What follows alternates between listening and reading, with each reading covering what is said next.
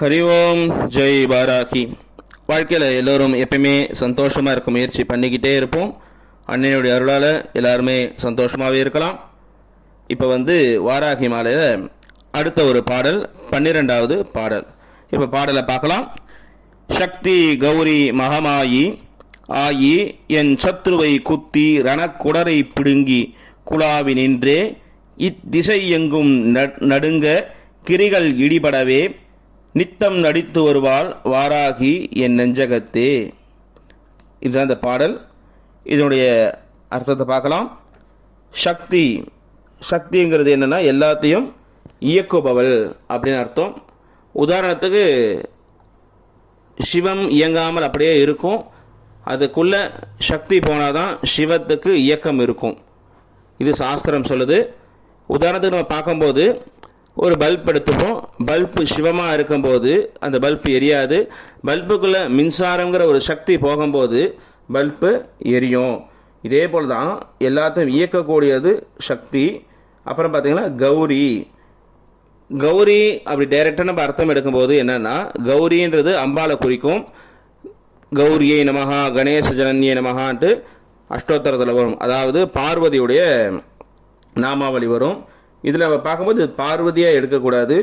கௌரிங்கிறது ஒரு நிறத்தில் நம்ம பார்க்கும்போது வெண்மை நிறத்தை குறிக்கக்கூடியது கௌரி. கௌரவம் கௌரம் அப்படிங்கிறது வெண்மை நிறத்தை குறிக்கும். அப்போ கௌரின்றது ஸ்ரீலிங்கத்தில் வரும்போது, பெண்பாலில் வரும்போது வெண்மை நிறத்தவள் அப்படின்னு நம்ம எடுக்கலாம். வெண்மை நிறம்ன்றது எது குறிக்கக்கூடிய குணம்? சத்துவ குணத்தை குறிக்கிறது. இங்கே கௌரி அப்படிங்கிறது பார்த்தீங்கன்னா மகா சரஸ்வதியை இங்கே குறிக்கும். முதல்ல சக்திங்கிறது பார்வதியையும், அதுக்கு அடுத்தது கௌரி அப்படிங்கிறது மகா சரஸ்வதியை குறிக்குது.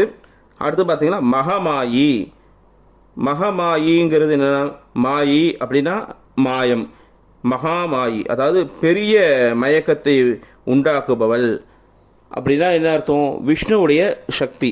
விஷ்ணு உடைய யோக நித்ரையிலேருந்து வெளியில் வந்தவோ மகாமாயா. அந்த மகாமாயா லக்ஷ்மியுடைய அம்சமாக நம்ம இங்கே எடுத்துக்கணும். ஆயி என்னை பெற்ற அம்மாவே அப்படிங்கிறார். என்ன அர்த்தம்? அந்த அம்பாள் யார்? வாராகி எப்படி இருக்கலாம்? சக்தியாகவும் இருக்கலாம். அதாவது பார்வதியுடைய அம்சமாகவும் மகாலட்சுமியுடைய அம்சமாகவும் மகா சரஸ்வதி அம்சமாகவும் யார்? அன்னை வாராகியே இருக்கா. யாரவோ? ஆயி என்னுடைய அம்மா அப்படின்ட்டு சொல்கிறார். சக்தி கௌரி மகமாயி ஆயி. நீ என்ன பண்ணுவ? என் சத்ருவை, என்னுடைய எதிரிகள் எல்லாம் என்ன பண்ண? குத்தி, அவள் கையில் கத்தி வச்சிருப்பா இல்லையா, அம்பாளுடைய ஆயுதங்களில் குத்தி ரணக்குடரை பிடுங்கி அவனுடைய குடல் அப்படி உருவி குழாவி நின்றே. குத்தி ரணக்குடரை பிடுங்கி குழாவி நின்றே அப்படின்னா என்ன ஆகும்? குழாவி நின்றேன்னா அப்படி கொஞ்சற மாதிரி. இப்போ குழந்தைங்கிட்ட ஒரு கொஞ்சற மாதிரி ஒரு விளையாட்டாக இது பண்ணுறமா. குழாவி நின்றே இத்திசை எங்கும் நடுங்க கிரிகள் இடிபடவே. நீ அது அவகிட்டே அந்த குடலை உருவி பிடுங்கிறது எப்படி இருக்குதுன்னா, சின்ன குழந்தைங்கிட்டே பிடுங்குறோம் இல்லைங்களா? ஒரு குழந்தை விளையாடிக்கிட்டு இருக்கு, நம்மளுக்கு சும்மா அந்த குழந்தைகிட்ட விளையாட்டாக போய் பிடுங்குற மாதிரி இவ என்ன பண்ணுறாளாம்? நம்மளுடைய வாராகி உபாசகர்களுக்கு தீங்கு பண்ணுறவங்களுடைய குடலை விளையாட்டாக பிடுங்குற மாதிரி பிடுங்கிறாளாம். அவ்வளோ அசால்ட்டாக பிடுங்குறாளாம். பிடுங்கின பிறகு என்ன ஆகுனா, அவங்க கத்துறாங்க இல்லையா, அந்த எதிரிகள் கத்துறது எங்கும் நடுங்க திசை எங்கும் நடுங்க கிரிகள் இடிபடவே. அப்படியே அவங்க கத்துறது மலைகள்லாம் பொடி பொடியாக ஆகிற மாதிரி, அப்படியே இடிஞ்சு போகிற மாதிரி ஒரு சத்தத்தோடு, அகோரம் பயங்கரமான ஒரு சத்தத்தோடு அவங்கெல்லாம் கத்துறாங்களாம். இதெல்லாம் எப்படின்னா, நித்தம் நடித்து வருவாள் வாராகி என் நெஞ்சகத்தே அப்படின்னு முடிக்கிறார். இதெல்லாம் ஒரு நடிப்புமா? இதெல்லாம் ஒரு நடிப்பு மாதிரி அம்பாள் இதெல்லாம் பண்ணுறாளாம். ஏன் இப்படி திடீர்னு ஒரு நடிப்புன்னு சொல்கிறாருன்னா, இப்போ அழகிலா விளையாட்டுடையார் தலைவர் அவர் அன்னவர்க்கே சரண் நாங்களே அப்படின்ட்டு கம்பர் கம்பராமாயணம் ஆரம்பிக்கும் போது சொல்கிறார். முதல் பாட்டிலேயே இறைவனுடைய இது என்ன? எல்லாமே அவனுடைய விளையாட்டு. உலகம் யாவையும் தாம் உளவாக்கலும் நிலைபெறுத்தலும் நீக்கலும் நீங்களாம் அழகிலா விளையாட்டுடையார் தலைவர் அவர் அன்னவர்க்கே சரண் நாங்களே.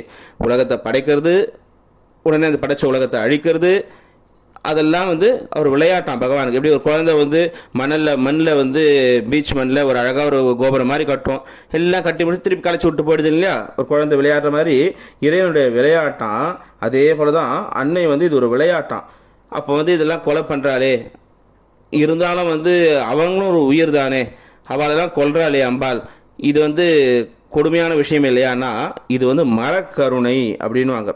கருணையில் 2 விதமான கருணை, அறக்கருணை மரக்கருணைன்று. அறக்கருணைங்கிறது நல்லவருக்கு நல்லபடி அனுகிரகம் பண்ணுறது அறக்கருணை. கெட்டவங்களுக்கும் அனுகிரகம் பண்ணணும் இல்லையா, கெட்டவங்களுக்கு சொன்னால் கேட்க மாட்டாங்க இல்லையா, அப்போ அவங்கள சம்ஹாரம் பண்ணி அவங்களுக்கு அடுத்த ஒரு நல்ல பிறவியை கொடுக்கணும். அதாவது பிறவி எப்போ வரும், மரணம் அடைஞ்சாதான் அடுத்த பிறவி வரும். அப்போ அவங்களுக்கு அடுத்த பிறவி நல்ல பிறவியை கொடுக்கணும்னா முதல்ல அவங்க மரணம் அடையணும். மனுஷங்க கையால் மரணம் அடையிறத காட்டிலும் அன்னை பராசக்தியினுடைய அருளால் மரணம் அடைஞ்சா அவங்களுக்கு நல்கதி கிடைக்கும் அப்படிங்கிறத ஒரு உதாரணமாக சொல்லலாம். திருப்பி சொல்கிறோம், இது வந்து நேச்சுரலாக இது நடக்கிறது விஷயம் இல்லை. அவங்களுடைய மனசுக்குள்ள இருக்க எண்ணங்களை அம்பாள் இப்படி சம்ஹாரம் பண்ணுவா, உயிரோட இருக்க அந்த மனுஷங்களை அம்பாள் சம்ஹாரம் பண்ணுவான்ற அர்த்தம் இல்லை. இது எண்ணங்களை, அவங்களோட தீய எண்ணங்களை அம்பாள் சம்ஹாரம் பண்ணுவா அப்படிங்கிறது தான் இதில். இன்னொன்று பார்த்தீங்கன்னா, ஏன்னா நல்லவங்க மட்டும் அம்பாளுக்கு குழந்தை கிடையாது, கெட்டவங்களும் அது குழந்தை தான் அம்பாளுக்கு. இப்போது ராமகிருஷ்ண பரமஹம்சர் அப்படின்னு கேள்விப்பட்டிருப்பீங்க. அவருடைய கல்கட்டா காளியுடைய சன்னதியில் அவர் பூஜை பண்ணிகிட்டு இருக்கும்போது ஒரு காலத்தில் நகைகள்லாம் காணாமல் போயிடுது. அப்போ அவங்க நிர்வாகம் பண்ணுறவர் வந்து சுவாமி கிட்ட சொல்கிறார், பாபுஜி இந்த மாதிரி நகைகள்லாம் காணாமல் போயிடுச்சு, ஏன் அந்த அம்பாள் சும்மா தான் இருக்காளே, அவளுக்கெல்லாம் ஒரு சக்தி இல்லையா, அவங்க திருடினவங்களை வந்து அம்பாள் வந்து தண்டிக்க மாட்டாளா அப்படின்னு கேட்டப்போ சுவாமிஜி குருதேவ் சொல்கிறார், என்னென்னா இப்போது நீ ஒரு குழந்தை அம்மாவுக்கு நேற்று வந்து போட்டுட்ட, அடுத்து இன்னொரு குழந்தை அவன் எடுத்துன்னு போகிறான், அவனும் குழந்தை தானே, அவங்ககிட்ட பிடிங்கிட்டு போகிறவன அம்பாள் என்னன்னா அம்மா என்ன தண்டிப்பா, சரி அவனும் ஒரு குழந்தை தானே எடுத்துகிட்டு போட்டோன்னு விட்டுருவா அப்படின்ட்டு சுவாமி சொல்கிறாராம். அதே போல தான் நம்ம ஒரு குழந்தை நல்ல குழந்தை நம்மளுக்கு அம்மா அனுகிரகம் பண்ணுறா. அதே நம்மள மாதிரி வாராகி உபாசகர்களுக்கு தீங்கு பண்ணுறவங்கள அவங்களும் அன்னைக்கு குழந்தை தான், ஆனால் அது கொஞ்சம் துஷ்ட குழந்தைங்கிறனால அவனை என்ன பண்ணுறா, சம்ஹாரம் பண்ணுறா.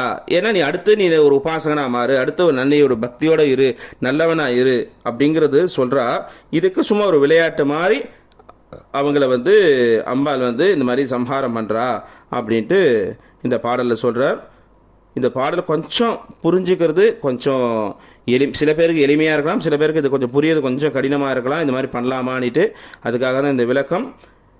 இந்த பாடலை யாரெல்லாம் பாராயணம் பண்ணுறோமோ அவங்களுக்கு மனம் சம்பந்தப்பட்ட நோய்கள் விலகும், உடல் சம்பந்தப்பட்ட நோய்கள் விலகும்.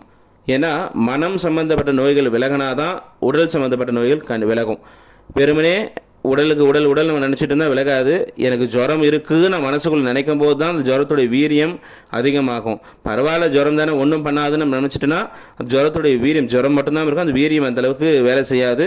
அதனால் மனசு நம்ம எல்லாருக்குமே வந்து சுத்தமாக இருக்கணும், மனநோய் விலகணும், கூடவே உடல் நோய் விலகணும்னா இந்த பாடலை பாராயணம் பண்ணுங்க. அன்னையுடைய பரிபூர்ண அனுகிரகம் எல்லாருக்குமே கிடைக்கும். வாழ்க்கையில் எல்லாருக்கும் எல்லா வளமும் நலமும் அன்னை நல்கட்டும்ட்டு அன்னையை பிரார்த்தனை பண்ணிக்கிறேன். அடுத்த பதிவில் அடுத்த ஒரு பாடலை நம்ம பார்க்கலாம். அதுவும் வந்து ஒரு அற்புதமான ஒரு பாடல் அது. அந்த பாடலை அடுத்த பதிவில் பார்க்கலாம். ஹரி ஓம் ஜெய் வாராகி, ஹரி ஓம் ஜெய் வாராகி, ஹரி ஓம் ஜெய் வாராகி.